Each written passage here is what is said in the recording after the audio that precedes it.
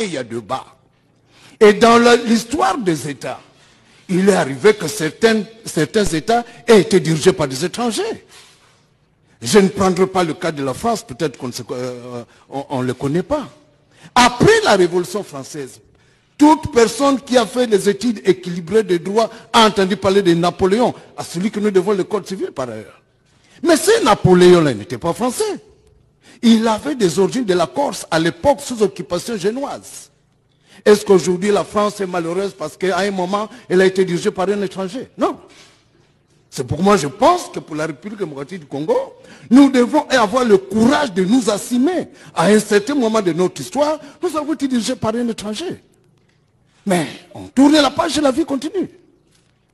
Monsieur le Président, in tempore non suspecto. Le grand léopard tombe. C'est ça la vie des hommes. Le Kivu, le Congo est envahi par l'Est.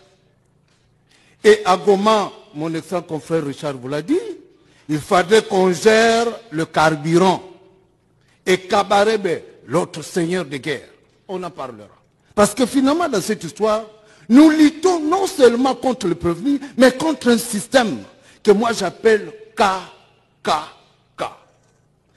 comme Kagame, K comme Kaberebe et K comme Kabila. Mais c'est un système vaste et sournois qui est composé de plusieurs personnes.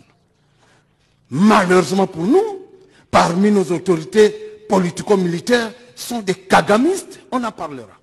Alors, Monsieur le Président, j'étais en train de dire qu'à Goma, il fallait qu'on veille sur la gestion du carburant.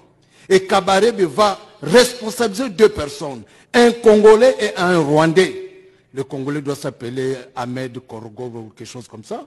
Mais le Rwandais, c'est Hippolyte Kanambe. Vous ne pouvez pas avoir du carburant à l'époque si vous ne passez pas par ces deux personnes. Mais c'est pas qui a fait un problème. Mais c'est son nom, c'est son identification. Les gens qui l'ont connu à l'époque, à Goma, l'appelaient ainsi. Mais finalement, il devient Joseph Kabila, chef d'état-major de forces aériennes. Alors, mais qu'est-ce qu'il voulait qu'on dise? C'est un peu comme ça, ça sont parfois nos réalités africaines. Le matin, on est charpentier, et le soir, on est colonel. Mais qu'est-ce que vous voulez qu'on fasse? Parce que ça ne dépend d'une personne et une seule. Il fait faire de vous ce qu'il veut, il peut aussi vous tirer s'il a envie de le faire. C'est parfois ça la réalité de la dictature. Il y a des personnes qui peuvent le dire. Willy Michig, c'est parce que j'ai bien retenu le nom. C'est un député national. Il le dit. Son Excellence Jean-Pierre Bemba, qui a tous les éléments enseignés, vous dit, non, lui, il s'appelle Hippolyte Kanambe, il est étranger. Est-ce que lui-même l'a nié? Il est passé un jour dans une conférence de presse, comme il aime bien le faire, pour dire que non, je n'ai jamais porté le nom Hippolyte Kanambe. Mais pourquoi nous ne pouvons pas constater et tirer des conséquences? Est-ce que si nous le faisons, la terre va cesser de tourner? Non. Donc, Monsieur le Président, les exemples sont nombreux.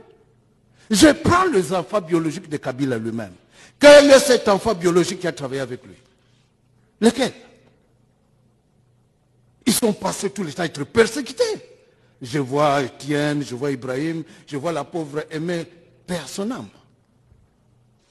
Alors nous devons nous gêner pour parler de la réalité de notre pays? Non. Donc quand vous allez vous retirer, Monsieur le Président, vous allez l'identifier comme étant Hippolyte Kanambe, qui se donne un pseudonyme pour compléter Maître Bondo, Joseph Kabila Kabang. Et alors, parlons maintenant du nom. Il prête serment en 2001 comme Joseph Kabila. Il revient en 2006 comme Joseph Kabila Kabang. C'est quoi cette histoire-là? Donc vous changez de nom comme de chemise, en violation du code de la famille, qui dit que l'ordre de l'élément du nom est immuable.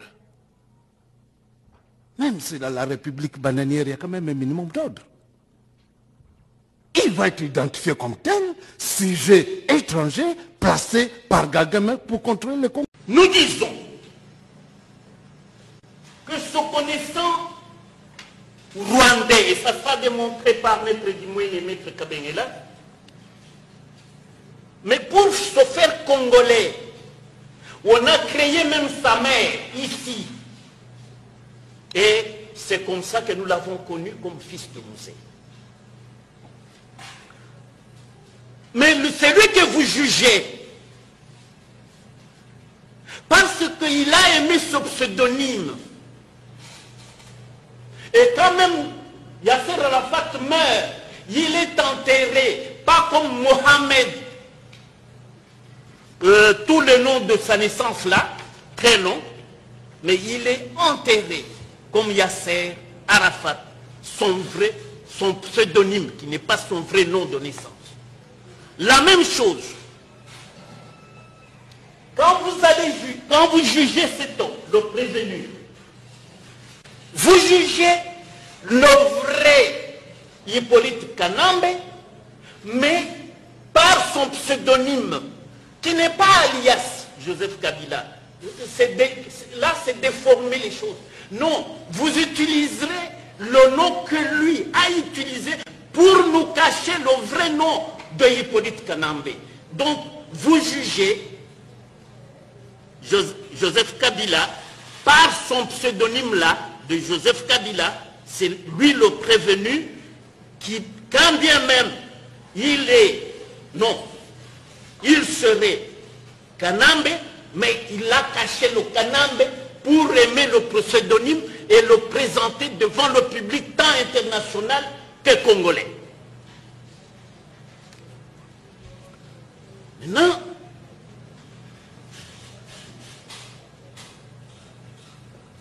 quand la chute de Goma arrive et Bukavu,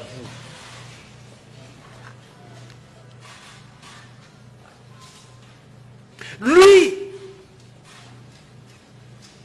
appuie le M23 en disant que leur combat était légitime, les aspirations légitimes du peuple congolais étaient incarnées par le mouvement insurrectionnel AFC M23 RDF.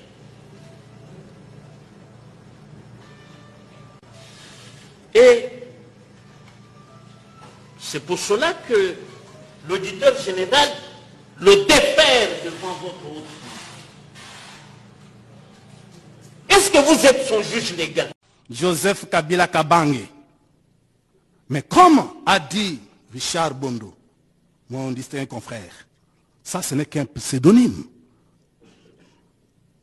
Je me demande comment certaines personnes ont honte de leur identité, de leurs origines.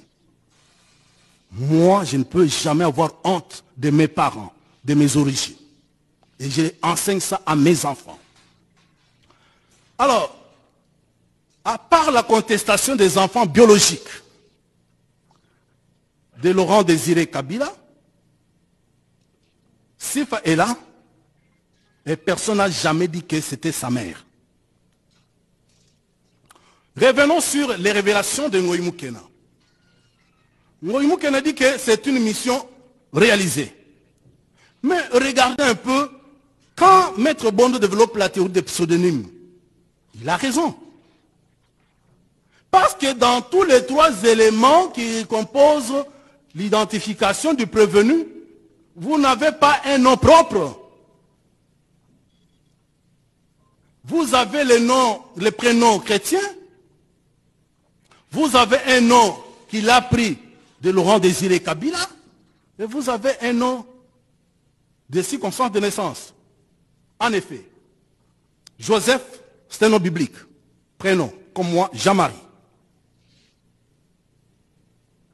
Maintenant, il ajoute Kabila parce qu'il veut s'octroyer la paternité de Laurent Désiré Kabila. Comme moi, Ilunga, c'est mon père. Mais j'ai maintenant mon nom.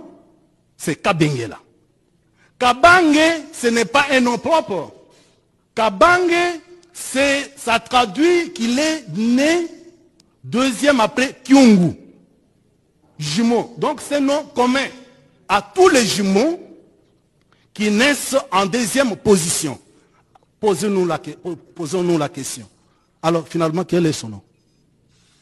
Quand vous enlevez le prénom, le nom qu'il a pris de Kabila pour faire de lui son père, et le nom de circonstance de naissance, quel est son nom? Il n'a pas de nom. C'est pour cela, c'est pour rejoindre la plaidoirie de Maître Chabondo. Il garde son nom. Hippolyte Kanambe. Et pourquoi j'ai fait cette démonstration, c'est pour dire que, contrairement au ministère public, Kabila ne mérite pas d'être jugé comme Congolais pour trahison. Il mérite d'être jugé comme espion. Parce que la loi dit que tout étranger qui livre les secrets de défense, qui livre les édifices, les bâtiments, les constructions à une puissance étrangère. Et donc, c'est un étranger qui était au service de la puissance ennemie. J'aborde la question relative organisant sans abâche la coalition FCM 23 par la convocation de plusieurs réunions dans le but de galvaniser ses collaborateurs. Monsieur le Président, les pièces sont versées au dossier. Je ne sais pas si rapidement je peux tomber sur les photos. Oui, vous verrez les photos, Monsieur le Président, du Seigneur juge, de son passage. Donc il a concrétisé ce qu'il avait promis, Monsieur le Président du Seigneur juge. J'ai avec moi les pièces, vous allez voir de manière claire la présence du prévenu à Goma. La pièce, elle est là.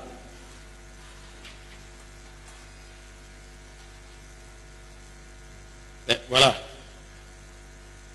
Les photos sont là. Hein? Le prévenu est là. Ici, il y a ses alliés. Vous voyez un peu Nanga. Et à côté, il y a le nommé. Comment il s'appelle ce jeu-là? Le Bertrand de Simou est là. Il y a également Ikaya Bin Karoubi qui est là. Ils sont tous là, Monsieur le Président, en train de poser. Et puis il y a également ça, la réunion qu'il a présidée, un peu. C'est lui qui est au centre. C'est lui qui présidait la réunion. En principe, si c'est Nanga qui était le patron, hein, logiquement, c'est plutôt le prévenu qui devait se rendre vers Nanga. Non, c'est le contraire qui a été réalisé ici. C'est par contre Nanga le coordonnateur. Donc il est simple coordonnateur, le président. Il est allé vers son chef. Et où? À la résidence du prévenu. Et où ils ont été même fouillés avant d'y accéder. Vous vous rendez compte? Fouillés avant d'y accéder.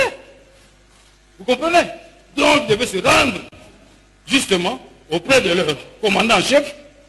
Et avant d'y accéder, ils ont été fouillés. Et voilà, la réunion est présidée par qui?